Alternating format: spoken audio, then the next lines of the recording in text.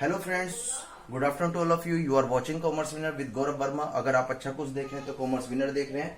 बेटा इस वीडियो में हम सीखने वाले हैं आज क्या, रिवैल्यूएशन अकाउंट। मैं उम्मीद रखता हूं कि जो लास्ट वीडियो मैंने आपको अपलोड करी है यूट्यूब पर, उसमें कुछ ना कुछ जरूर आपको समझ में आ गया होगा। ठीक है, चलो बेटा तो ध्यान से, रिवैल्यूएशंस का जन्म क्यों हुआ और कब कैसे हुआ वो देख लेते हैं।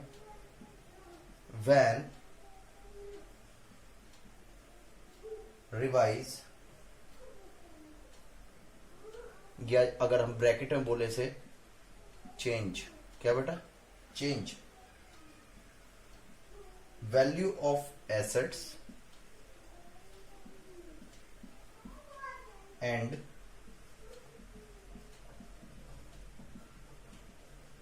liabilities are to be recorded। ध्यान से, होता क्या है जब क्वेश्चंस में पार्टनर जो है आपस में अपने रेशो को चेंज करते हैं, क्या करते हैं बेटा, चेंज करते हैं, तो वो क्या काम करते हैं, अपनी एसेट्स की वैल्यू, लायबिलिटीज की वैल्यूज को भी रिवैल्यूड करते हैं, यानी कि रिकंस्टिट्यूशन ऑफ फर्म करते हैं। तो वहां पर जो है जब रिवैल्यूशंस करी जाती है तो उसका पर्पस क्या है कि अगर हम ये एसेट्स आज परचेज करें तो वो आज मार्केट में कितने की मिलेगी। अगर हमारे पास वो लायबिलिटी आज होती जिसकी पेमेंट फ्यूचर में करनी है तो उसकी अमाउंट कितनी पड़ती है। इस चीज को चेक करने के लिए हम रिवैल्यूएशन अकाउंट प्रिपेयर करते हैं। तो लिखा होता है व्हेन रिवाइज, जब हमने रिवाइज की या चेंज करी किसकी वैल्यू, एसेट्स की और लायबिलिटीज में, आर टू बी रिकॉर्डेड, वो क्या करी जाएगी बेटा, रिकॉर्डेड की जाएगी। जो भी हमारी एसेट्स लायबिलिटी में चेंज होता है उसको हम रिकॉर्डेड करते हैं। किस में रिकॉर्ड करते हैं, ध्यान से, हम बेटा यहाँ रिकॉर्ड करेंगे इसको रिवैल्यूएशन अकाउंट्स में। किस में, रिवैल्यूएशन अकाउंट्स में। नाम से ही पता चल रहा है कि रिवैल्यूएशन अकाउंट क्यों बनाया गया, क्योंकि जो भी एसेट्स और लायबिलिटीज है उनकी वैल्यू में चेंजेस हुआ। क्यों चेंज हुआ, क्योंकि पार्टनर्स ये जानना चाहते हैं कि अगर जो हमारे पास एसेट्स है, जैसे फर्नीचर आज हमारे पास है बिजनेस के अंदर, उसे अगर हम आज परचेज करें तो उसकी आज मार्केट वैल्यू उसकी कितनी होगी। ठीक है, और बेटा इसका दूसरा नाम जो हम बोलते हैं, इसका जो सेकंड नेम है आपका, मैं बता दूं आपको, इसको हम profit and loss adjustment account के नाम से भी, लॉस एडजस्टमेंट अकाउंट्स के नाम से भी जानते हैं। ये बात समझ में आती है। तो आज हमें ये बातें सीखनी है, दैट इज रिवैल्यूएशन अकाउंट्स के बारे में। उम्मीद रखता हूं कि ये पॉइंट्स आपको समझ में आएंगे। ठीक है, तो जरा बातें कर ले हैं तो किस तरह से रिकॉर्ड करेंगे। पहले हम जर्नल एंट्री पास करेंगे, देन उसके बाद ये रिवैल्यूएशंस का परफॉर्मा हमें तैयार करना है। क्यों बेटा, ध्यान से, अगर आपने एक बार जर्नल एंट्री सीख ली तो आप जो है अगर एग्जाम में भूल जाते हो कि कौन सी वैल्यू कहां पर लेनी है, तो आप उसके थ्रू जो है अपने लेजर पोस्टिंग कर सकते हो, किसमें, रिवैल्यूएशन अकाउंट में। तो वही बातें आज हमें सीखने वाले हैं। मैं इसको रफ करने जा रहा हूं, please keep watching my video continue. ये थोड़ा सा अलग तरीके का मार्कर है, एनीवे चलो।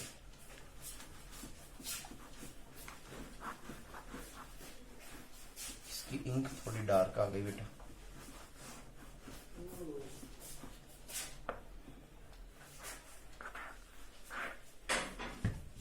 चलो, इसे आज हम सीखने वाले हैं। यहां पर सबसे पहला मैं एक रूल्स बताना चाहता हूं, ये आपको भी पता है बेटा,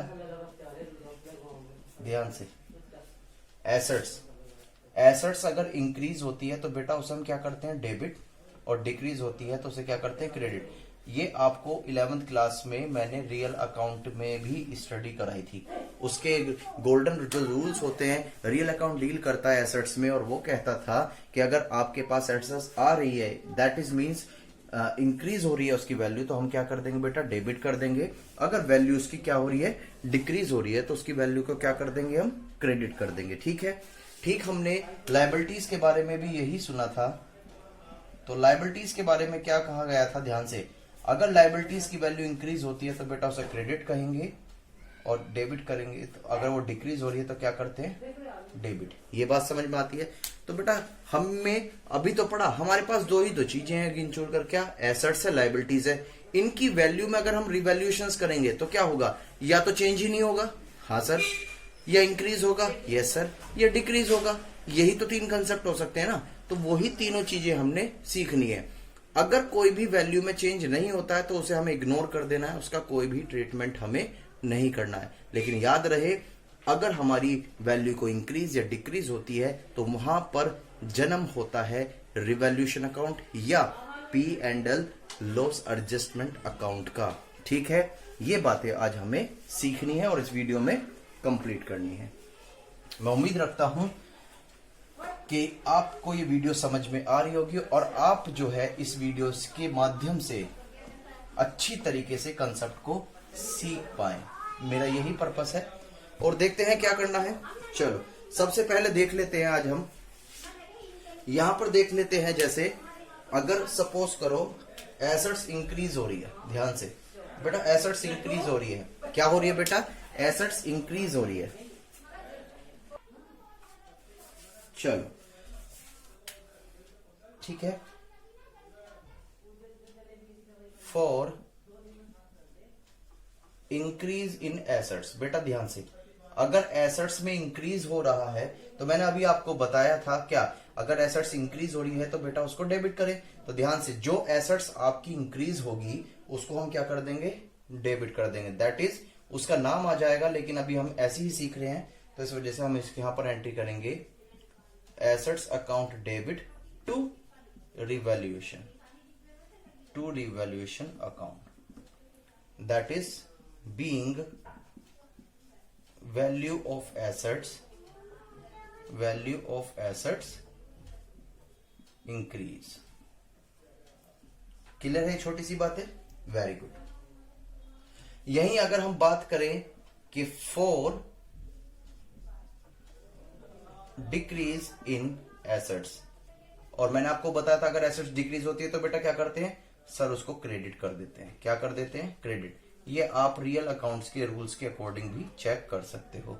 और फिर डेबिट में क्या आ जाएगा बेटा? That is revaluation account debit. इसका मतलब क्या? Being value of assets, value of assets decrease. Clear? Simple है ये बात है।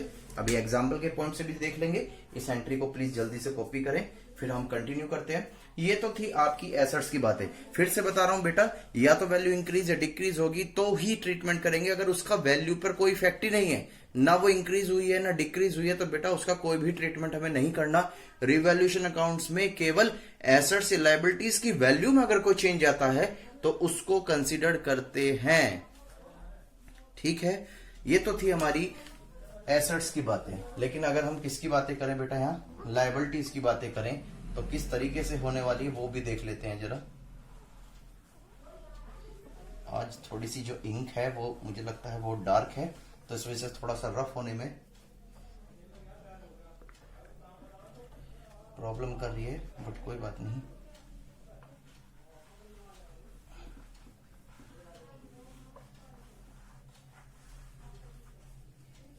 चलो, अगर हम यह लायबिलिटीज की बात करेंगे बेटा, ठीक है, और यहां भी किसकी बात करेंगे हम? लायबिलिटीज की। अगर आपकी लायबिलिटीज क्या हो रही है बेटा, देखो ये ध्यान से देखो, ये देखो, अगर लायबिलिटीज आपकी इंक्रीज हो रही है तो बेटा जब लायबिलिटीज बढ़ती है तो हम क्या करते हैं? उसे क्रेडिट करते हैं। क्या करते हैं? क्रेडिट। क्यों? क्योंकि हमारा जो देने का जो नेचर्स है वो इंक्रीज हो रहा है। यानी कि यहाँ पर अगर हम पर्सनल अकाउंट्स के रूल्स लगाएं तो वहां पर क्या होता था बेटा? ये होता था जिसको हमें पेमेंट करनी है उसको क्या कर देंगे हम? क्रेडिट कर देंगे। तो ध्यान से देखते हैं, यहां पर जो लायबिलिटीज आ जाएगी दैट इज लायबिलिटीज, और यहां आ जाएगा बेटा क्या? रिवैल्यूएशन अकाउंट डेबिट, और नरेशन हो जाएगी क्या? Being value of liabilities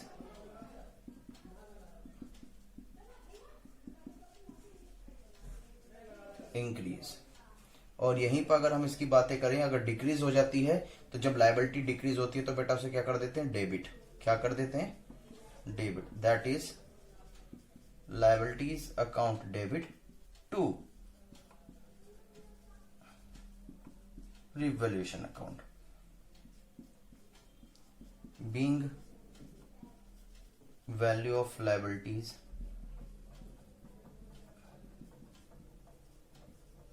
decrease. Simple है। यहां तक मैं उम्मीद रखता हूं कि पॉइंट आपको क्लियर हो गए होंगे। यहां तक मेरे हिसाब से कोई प्रॉब्लम आपको नहीं आनी चाहिए। ठीक है, चलो और भी कुछ एंट्री सीखते हैं। अभी मैं इसको रफ करने वाला हूं।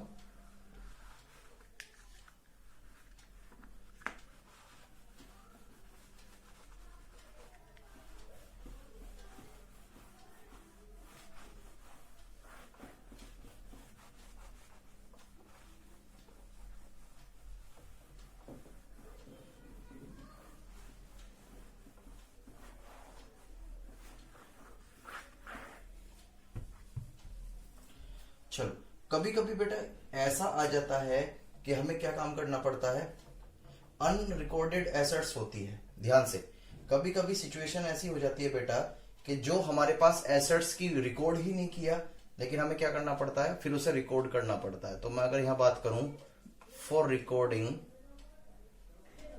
And unrecorded assets, unrecorded assets, कहने का मतलब क्या है कि बेटा हमने कोई एसेट्स की रिकॉर्डिंग नहीं कर रही थी, लेकिन क्वेश्चंस में अब उसकी हमें रिकॉर्डिंग करनी पड़ रही है। ठीक है, तो सीधी सी बात है, आपके पास एसेट्स की जो वैल्यू है, एसेट्स इंक्रीज हो जाएगी। तो बस कुछ नहीं, जो अनरिकॉर्डेड एसेट्स है उसका नाम आ जाएगा unrecorded assets account debit to revaluation account. Simple, बहुत सिंपल है ये बातें, कुछ नहीं, बस समझने वाली बात है बेटा। Being unrecorded assets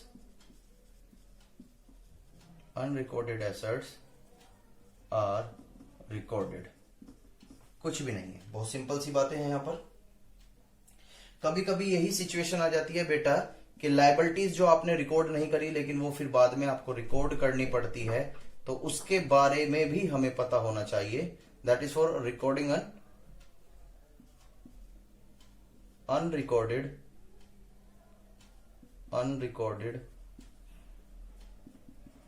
liabilities. तो उसका आप क्या ट्रीटमेंट करने वाले हो यहां पर, ध्यान से। जो बेटा लायबिलिटीज थी आपके पास, रिकॉर्डिंग नहीं थी, अब रिकॉर्ड करनी पड़ रही है, तो लायबिलिटीज आपकी इंक्रीज हो जाएगी, यानी कि अनरिकॉर्डेड लायबिलिटीज, और डेबिट में हो जाएगा क्या बेटा, रिवैल्यूएशन अकाउंट। बीइंग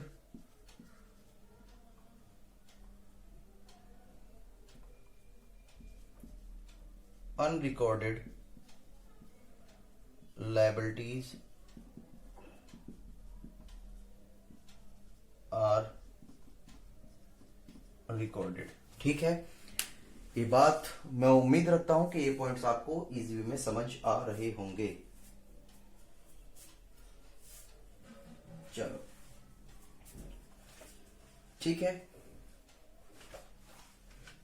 और भी देख लेते हैं। इसके लिए मैं इसको रफ करने वाला हूं। ये सिंपल सी एंट्री है, वही है बेटा। कोई एसेट्स ऐसी थी जो आपने रिकॉर्ड नहीं करी, लेकिन अब रिकॉर्ड करनी पड़ रही है, तो एसेट्स की वैल्यू बढ़ गई, तो इस वजह से डेबिट कर दी और क्रेडिट में आ जाएगा रिवैल्यूएशन अकाउंट। यही सेम प्रोसीजर एप्लीकेबल होता है लायबिलिटी पे। पहले रिकॉर्डेड नहीं थी, लेकिन अब रिकॉर्ड करनी पड़ रही है, तो दैट इज मीन कि लायबिलिटी आपकी बढ़ गई, और जब लायबिलिटी इंक्रीज हो जाती है तो वो क्रेडिट करी जाती है। सिंपल है फंडा, कुछ भी इसमें ऐसा नहीं है जो आपके लिए मुश्किल हो।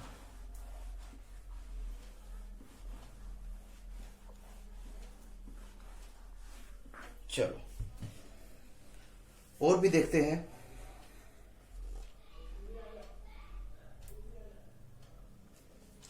ध्यान से, credit side if credit side of revaluation accounts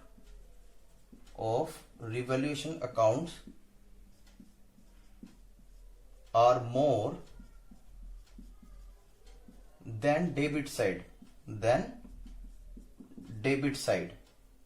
the balance known as gain। ठीक है बेटा, ध्यान से समझ लें इस बात को। अगर आपकी ध्यान से यहां पर समझ लें इस बात को, इफ क्रेडिट साइड, जो रिवॉल्यूशन की जो क्रेडिट साइड है वो डेबिट साइड से ज्यादा है, तो जो बैलेंसिंग फिगर आएगी उसको हम गेन बोलेंगे। सर उसको प्रॉफिट क्यों नहीं कहोगे, प्लीज सर बताइएगा, उसको आप गेन क्यों बोल रहे हो? बेटा ध्यान से, यहां प्रॉफिट का मतलब होता है कि जो आपके ऑपरेटिंग प्रॉफिट से कमाया। जैसे कि मेरा कोई सपोज को मेरा बिजनेस है, मेरा बिजनेस स्टेशनरी का, बुक्स बनाता हूं और सोल्ड करता हूं, उससे जो मैंने कमाया तो वो मेरा प्रॉफिट कहलाएगा। लेकिन यहां पर जो है ये मेरा ऑपरेटिंग का पार्ट नहीं है, ये तो मैंने रिवैल्यूड किया है अपनी एसेट्स को, रिवैल्यूशन करने की वजह से मुझे कुछ फायदा हुआ है, तो इस वजह से यहां वर्ड यूज किया गया गेन। इसको आप प्रॉफिट नहीं बोल सकते। ठीक है, और यदि मैं इसका वाइस वर्सा कर देता हूं तो बेटा क्या आ जाएगा, आप समझ गए होंगे, बहुत सारे बच्चे बोल रहे हैं। यहां पर मैं समझ पा रहा हूं, if debit side of revaluation account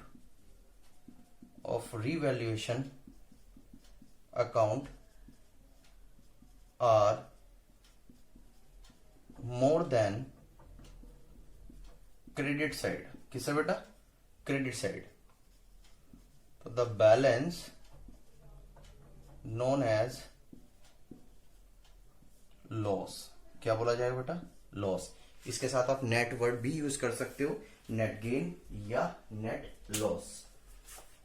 इसमें मुझे बताने की जरूरत नहीं है, ठीक है। लेकिन हाँ, इनकी एंट्री जो है वो डिफरेंट है, वो एंट्री हमें सीख लेनी चाहिए।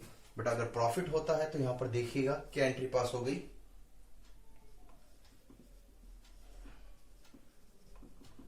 Revaluation account debit to partners capital account.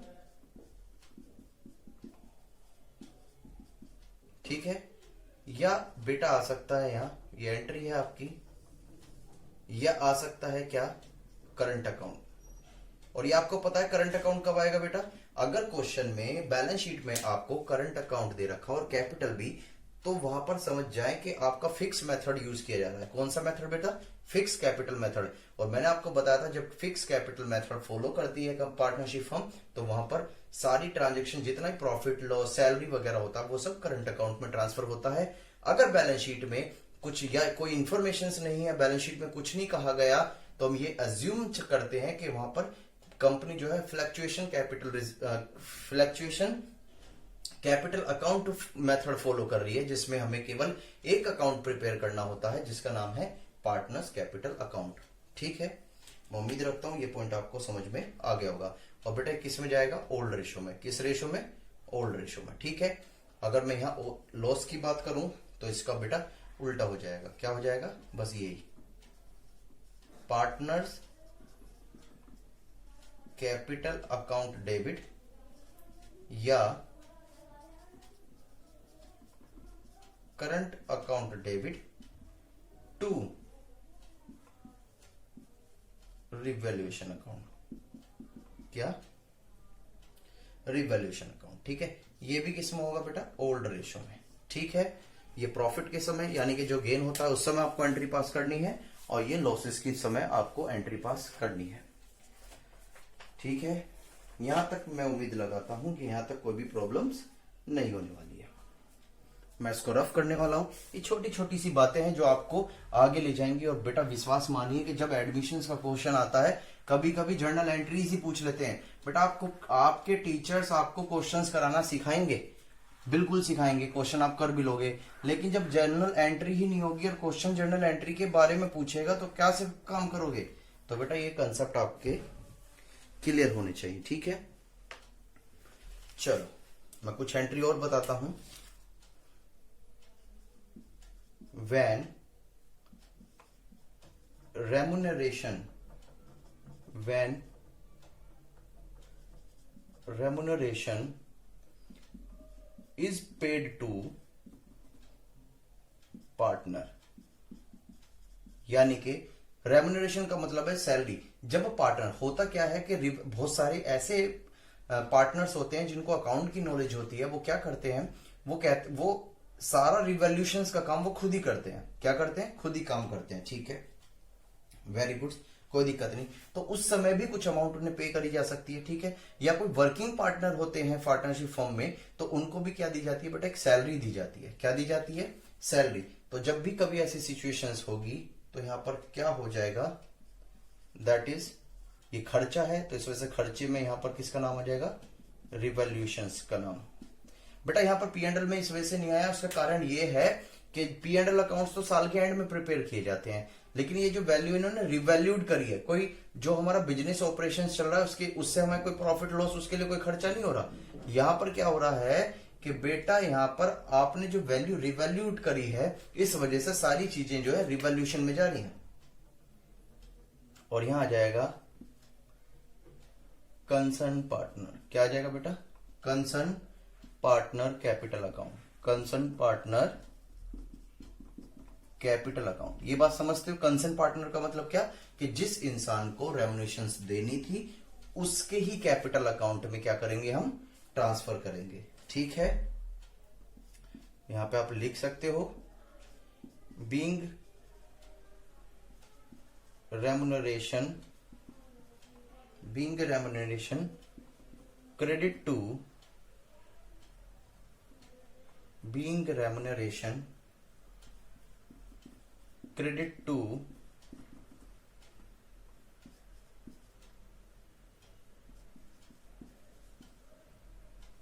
concern partner capital, concern partner capital account. Clear है? Very good. यहां पर आपको ये सिचुएशंस फॉलो करनी है। ठीक है बेटा, ये बात समझ में आती है? चलो, very good.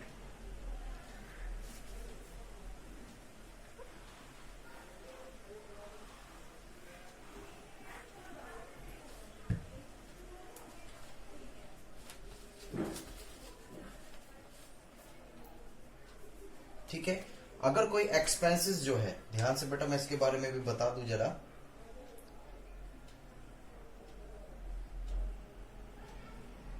In case expenses were to be borne by the partner but are paid by the firm. ध्यान से, हुआ क्या? जो एक्सपेंसेस थे वो पेड तो करने थे फर्म को। ध्यान से देखो, इन expenses were to be borne by partner but are paid by firm, यानी कि एक्सपेंसेस जो थे वो पेड करने थे पार्टनर्स को, लेकिन पेड किसने किए हैं? फर्म ने। तो ध्यान से, अब पार्टनर्स को पैसे देने चाहिए फर्म को, क्योंकि पार्टनर्स के जो खर्चे थे वो किसने पेड किए? फर्म ने पेड करे हैं। तो इस केस में पार्टनर्स जो है फर्म को पैसे देगा। लेकिन अगर ऐसा नहीं करता है तो पार्टनरशिप फर्म क्या करेगी? इसकी कैपिटल में से काट लेगी। तो जब बेटा इसकी कैपिटल कम होगी तो यहां पर हम उसको क्या कर देंगे?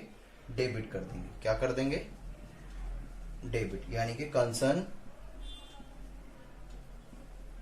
Partners capital account debit to cash या बैंक अकाउंट। ठीक है, तो यहां पर आप नरेशन डाल सकते हो, बीइंग द एक्सपेंसेस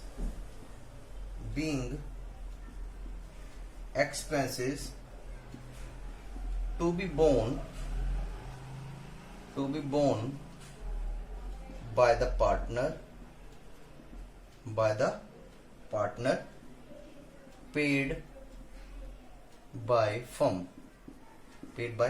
ठीक है, और यदि हम इसकी उल्टी बात कर दें, बिल्कुल उल्टा ही ट्रांजैक्शंस, यानी कि when expenses are incurred, when expenses are incurred and paid by the firm। तो इस केस में क्या हो जाएगा बेटा, जब सीधा हम क्या काम करते हैं, एक्सपेंसेस जो वो पेड भी किसको करना था, फर्म को, और उसने करा भी किसने पेड करा, फर्म ने। तो इसका मतलब हो जाएगा revaluation account debit to cash या बैंक अकाउंट। और यहां पर आप लिख सकते हो being expenses paid for reconstitution the firm. आप इसकी नरेशन लिख सकते हैं, मेरे पास जगह नहीं है यहां पर। Being the expenses for reconstituting the firm. Clear है, बिल्कुल सिंपल बातें हैं यहां तक। और लास्ट पॉइंट इसका देख लेते हैं, क्या करना है बेटा हमें, रिवैल्यूएशन अकाउंट्स किस तरीके से प्रिपेयर करना है, वो भी एक मैं फॉर्मेट आपको दे देता हूं। इसके बेस पर फिर हम नेक्स्ट क्लास में क्या देखेंगे, क्वेश्चंस। ठीक है, क्या करना है बेटा, question, that is revaluation account. हम क्या बना रहे हैं, रिवैल्यूएशन अकाउंट। तो यहां पर हमें उसकी एंट्री करनी है। ठीक है, मैं इसका परफॉर्मा आपको दे रहा हूं।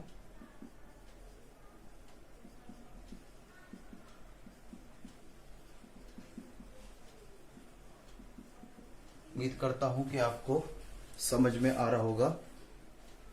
चलो, आप नरेशन, जब हम क्वेश्चंस करेंगे मैं आपको समझा के चलूंगा, नहीं तो एक अजम्पशंस लगा सकते हैं बेटा, क्या अगर कंपनी को बेनिफिट हो रहा है यानी कि प्रॉफिट हो रहा है तो उसको हम क्या कर देंगे, क्रेडिट, और लॉस हो रहा है तो डेबिट। जरा एक एग्जांपल लेके चलते हैं। मुझे बताओ कि एसेट्स की वैल्यू आपको इंक्रीज हो गई, तो मुझे बताओ आपको फायदा हुआ या नुकसान। सर फायदा हुआ, तो बेटा उसे हम क्रेडिट साइड में कंसिडर करेंगे। अगर मैं यहीं पर एक केस और लेता हूं कि लायबिलिटीज की वैल्यू आपकी इंक्रीज हो गई, तो आप क्या कहोगे, यानी कि आपको पहले किसी के 100 रुपीज देने थे, अब 200 देने हैं, तो आपको फायदा है नुकसान है, सर ये तो नुकसान हो गया, तो बेटा उसे हम डेबिट साइड में कंसीडर करेंगे। ठीक है, तो ये तो एक परफॉर्मा है, आपको ये कंसेप्ट समझ के चलना है। हम जब नेक्स्ट क्लास में क्वेश्चंस स्टार्ट कर देंगे तो यहां पर हम अच्छी तरीके से काम करना स्टार्ट कर देंगे, यानी कि बाय एसेट्स अकाउंट। ये कब होती है सिचुएशन, जब एसेट्स की वैल्यू इंक्रीज हो। मैं शॉर्ट में लिख दे रहा हूं, एसेट्स वैल्यू ब्रैकेट में इंक्रीज। क्लियर है, वेरी गुड। दूसरा पॉइंट आता है यहां पर बाय लायबिलिटीज, दैट इज, इसका मतलब क्या है, जब लायबिलिटीज की वैल्यू क्या हो रही है बेटा, डिक्रीज हो रही हो, लायबिलिटी वैल्यू डिक्रीज।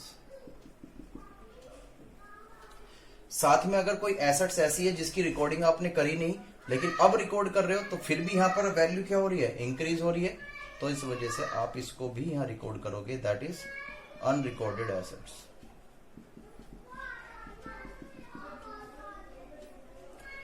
अगर ठीक है, चलो यहां पर देख लेते हैं